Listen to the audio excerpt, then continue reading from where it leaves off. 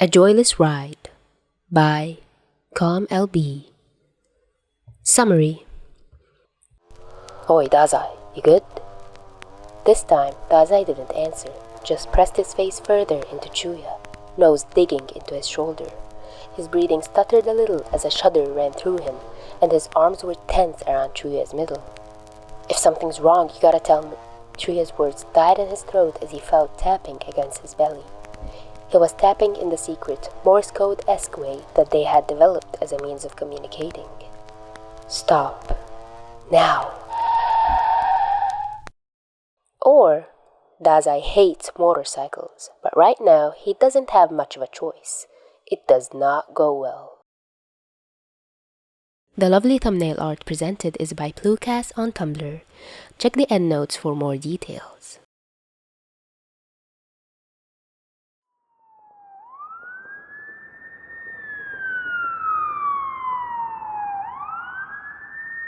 Move your ass, shitty Dazai. We gotta get out of here before the cops show up.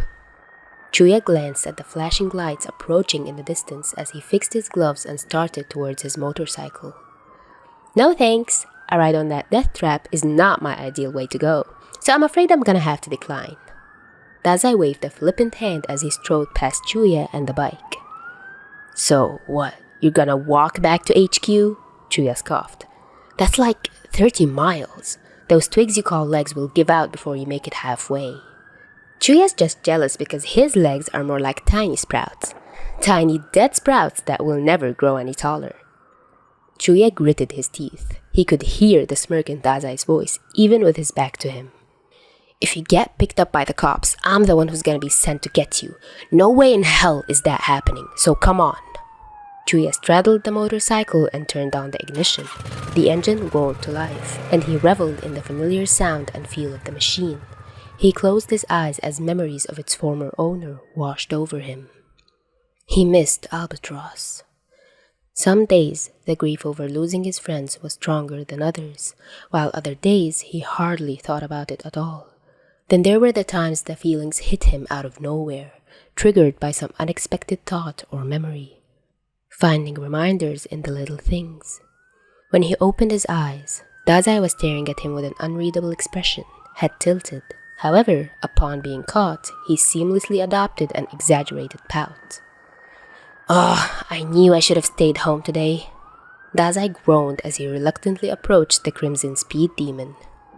Quit bitching and get on already. At this rate, we're gonna get arrested, and I refuse to spend another night in a holding cell with you. Chuya tossed a glance at the flashing red and blue lights that could now be spotted over the horizon. He turned back towards his partner to find him glaring at the bike, as if its very existence was a personal offense. The hell are you waiting for? Exasperation tugged at Chuya's brow. He caught a similar emotion flitting across Dazai's face before it was replaced by grim resignation. Dazai dragged himself towards the motorcycle like a man on his way to the gallows. Except this was Dazai, so if he was on his way to the gallows, he'd probably look much happier. Chuya bit his tongue though, not wanting to rock the boat now that his partner was finally, albeit slowly, cooperating. He handed Dazai the only helmet he had with him. Dazai blew a raspberry, but, to Chuya's surprise, didn't put up much of a fuss and plunked the helmet down over his dark curls. His face was twisted into a grimace as he climbed on behind Chuya. You're a pain in my ass, you know that? Chuya grumbled. With Dazai touching him, he couldn't use his ability to keep his hat from flying off his head, so he passed it to Dazai behind him. He revved the engine and felt hesitant arms wrap around his waist, thankfully clasping the hat in them. Hold on, cause if you fall off, I'm not turning around to scrape what's left of you off the road. Chuya tensed as the arms wordlessly tightened their hold. He looked down at the pale hands circled below his ribs. The position offered Dazai the perfect opportunity to give him the Heimlich maneuver. Chuya gritted his teeth and kicked up the kickstand. He'd better not try anything.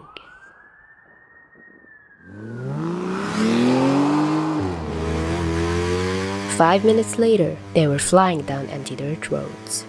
Chuya kept checking behind them in his side mirror, but so far they were staying well ahead of the police. Hopefully, that meant they'd lost them. For his part, The only annoying thing Dazai had done was claim that Chuya's hair was in his mouth. Gross. All things considered, the ride was going better than he'd expected.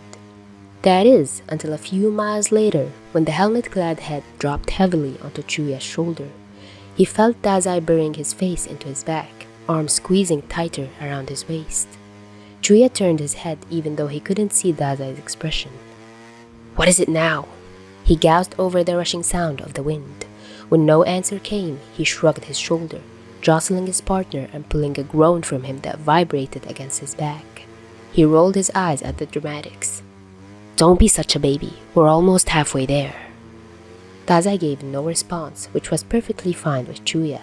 He threw another wary glance at the side mirror, but there was still no sign of pursuit. He exhaled in relief, feeling the tension drain from him as he let himself enjoy the ride. It was a clear night. There was a brisk wind, but it was more refreshing than chill-inducing, and Chuya could almost taste the saltiness of Yokohama's sea air. The wind blew through his curls, no doubt creating tangles that would be a bitch to comb out later, but he was fine. This was his happy place, his escape, a break from reality when life became too much. He didn't get to do it nearly as often as he'd like to. Even having a mackerel bastard wrapped around him like a baby koala couldn't ruin this. Besides, Dazai was actually being quiet at the moment. Chuya's thoughts came to a halt. Too quiet.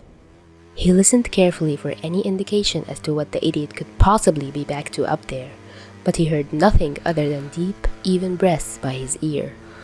Forcibly even. Oh shit. Chuya nudged him again. "Oi, Dazai, you good?" This time, Dazai didn't answer, just pressed his face further into Chuya, nose digging into his shoulder. His breathing stuttered a little as a shudder ran through him, and his arms were tense around Chuya's middle. "If something's wrong, you gotta tell me." Chuya's words died in his throat as he felt tapping against his belly. He was tapping in the secret, Morse code-esque way that they had developed as a means of communicating. "Stop. Now." As soon as the two words registered, Chuya was pulling to a screeching halt on the side of the road. Before he could fully turn around to ask Dazai what was wrong, Dazai was tumbling off of the bike, staggering as he tried to find his equilibrium. He blinked wide eyes, swallowed, and then stumbled into the bush on the other side of the road. "Whoa!" Chuya reached towards his partner as he fell to his hands and knees, then cringed as Dazai proceeded to empty the meager contents of his stomach onto the ground. Chuya winced as he watched Dazai heave for a few more seconds, nearly silent and eyes squeezed shut, till there was nothing coming up. He hesitantly approached Dazai, who was shivering and had yet to open his eyes. He must still be dizzy then. Somehow, Chuya hadn't considered Dazai's tendency towards motion sickness when he'd come up with his getaway plan. He didn't know how he could have forgotten. He had to deal with it every time he was in a car or on a boat or in a plane with his partner. Pretty much the only moving vehicle that didn't trigger Dazai's motion sickness was the train. Oddly enough, the train had the surprising effect of lulling Dazai to sleep, usually with his head resting on Chuya's shoulder. Chuya gently rested a hand on Dazai's shoulder, pressing against the trigger point without a word. Experience had taught him to be careful not to startle him when his vertigo got bad. After another minute of silence, Dazai sat back on his knees, wiping his watery eyes and sniffling before hesitantly squinting his eyes open. Chuya squatted down next to him so he wouldn't have to turn his head. "Shitty Dazai, why didn't you tell me? I thought you were just scared of the bike." He ran his gloved fingers through Dazai's hair in the way he knew helped when he got like this, and was rewarded with a shaky exhale. Chuya hesitated. "You know, you're gonna have to get back on the bike. It's our only way to get back to headquarters, and I don't know if those cops are still on our asses." A shudder ran through Dazai, but he nodded, trying to get his feet under him. "Oi, oi, hold on a sec, damn it!" Chuya growled, quickly standing so he could pull Dazai up. Once he was on his feet, Dazai paled even further, swaying dangerously to the side. He probably would have fallen right into the mess he'd made if Chuya hadn't steadied him. "You alright?" Chuya kept his voice low and even as he waited for Dazai to find some semblance of balance. Dazai whined, leaning forward to rest his forehead on Chuya's shoulder again, this time from the front. "Sucks," he whispered against Chuya's neck. Chuya clicked his tongue but reached a hand up to scratch at Dazai's scalp. "Let's go. If the police catch up to us, we're gonna have to floor it, and I don't want you ruining this jacket." Chuya ignored Dazai's louder whine as he stepped back towards the motorcycle and straddled it. He reached out an expectant hand towards his partner, who stared at it blankly. It was only when the distant sound of sirens registered in their ears that Dazai took the preferred hand. Chuya pulled him onto the back of the motorcycle, and he could feel Dazai trembling as he clutched onto him even tighter than before. So he is scared. Chuya fought the urge to crow in victory. He knew it. Leave it to Dazai to hate motorcycles because they made him sick and terrified him. Leave it to Dazai to not say a word about either. Instead of gloating, Chuya took pity on Dazai when his head pressed into his back once more. He was probably trying to anchor himself against the dizziness, but all Chuya could think of was a head-butting cat in search of comfort. "Hold on tight, Mackerel. I'm gonna have to go fast," Chuya warned, but it was unnecessary. A breathless gasp was forced out of him when Dazai squeezed his torso with a surprising amount of strength.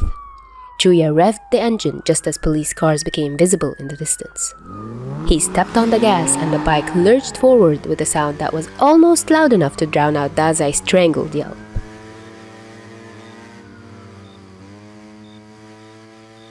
They nearly made it back to HQ before Chuya had to pull over again, though from the way Dazai's bony arms had been digging into Chuya's sides the entire ride, it had been a struggle. He rubbed a hand up and down Dazai's spine as he coughed. Nothing came up this time, but still shivering miserably. When Dazai looked like he was about to topple forward, Chuya grabbed him, hoisting him upright despite his pain keen. "Come on, bastard, hang in there. We're almost there." Chuya settled Dazai on the bike and patted his cheek. It had been several miles since they'd seen the cops, so he felt safe enough to drive slower for the remaining couple of miles. By the time he parked his bike at headquarters, Dazai's weight was leaning heavily against him. He was always thoroughly spent after these spells, and he'd likely be dizzy for the rest of the evening. Chuya tisked, pulling his phone out and calling for a car. The boss could wait till tomorrow for their report. For now, Chuya would be a nice partner and bring Dazai back to his place, where he can spend the rest of the night being useless in comfort rather than in that damn shipping container. As if he was trying to make Chuya question his decision, Dazai yawned right next to his ear. But the hoarse quality of it, thanks to his repeated bouts of sickness, made him sound too pathetic, so Chuya didn't change his mind. He would make Dazai pay him back for all his kindness tomorrow, when he could stand on his own 2 feet again.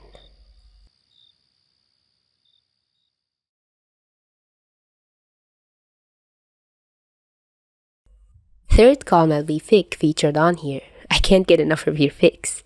Thank you so much for giving me permission to Podfic this one. Guys, the thumbnail art belongs to the one and only Pleucas. I reached out to them with little hope and couldn't believe when they actually responded. I stared at the messages like I was hallucinating. Their art style is one of my favorites, and having it featured in one of my Podfics, it's a dream come true. Thank you so much, Pleucas, for giving me permission to use your art, and hope you enjoyed the Podfic. And thank you, dear listeners, for watching. If you'd like to request any fics, YouTube community tabs are now open for you to post, aside from Tumblr. And if you'd like to show more support, I'm available on Ko-fi, and Super Thanks is now available.